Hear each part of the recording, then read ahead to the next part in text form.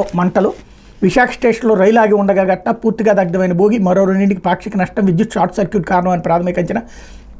Visakhapatnam railway స్టేషన్లో ఆగి ఉన్న కోర్బా ఎక్స్ప్రెస్లో ఆదివారం ఉదయం అగ్ని ప్రమాదం చోటు చేసుకుంది. రైల్వే అగ్ని ప్రమాద సిబ్బంది వెంటనే స్పందించి అగ్నికేళ్లను అదుపులో తీసుకొచ్చారు. ప్రమాద సమయంలో రైల్లో ప్రయాణికులు లేకపోవడంతో ప్రాణ నష్టం జరగలేదు.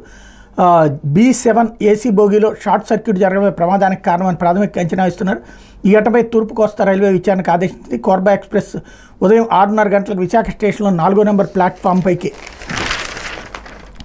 వచ్చినటువంటి చేరుకుంది. దాన్ని మధ్యాహ్నం 2 గంటలకు విశాఖ కడప తిరుమల ఎక్స్ప్రెస్గా నడుపుతారు. నిర్వహణ కోసం రైలుని కోచింగ్ యార్డ్కి తరలించేందుకు సిద్ధమవుతున్నారు. ఉదయం 9:20 గంటల సమయంలో B7 థర్డ్ ఏసీ బోగి మరుగుదొడ్డి నుంచి పొగ రావడాన్ని ఆర్పీఎఫ్ క్యాటరింగ్ స్టాల్ సిబ్బంది గమనించారు. వారు ఇచ్చిన సమాచారంతో రైల్వే అధికారులు అగ్నిమాపక సిబ్బంది హుటాహుటిన అక్కడికి చేరుకున్నారు. భోగి నుంచి దట్టమైన పొగ రావడంతో లోపలికి వెళ్ళడానికి వీలు పడలేదు. కిటికీల అద్దాలను పగలగొట్టి మంటలను అదుపులోకి తీసుకొచ్చారు. B7 బోగీలో చెలరేగిన మంటలు వేగంగా ఇటు B6 అటు M1 బోగీలకు కూడా వ్యాపించినాయి అన్నట్టు వార్తని హైలైట్ చేశారు. అయితే కబ్జాల కట్టడి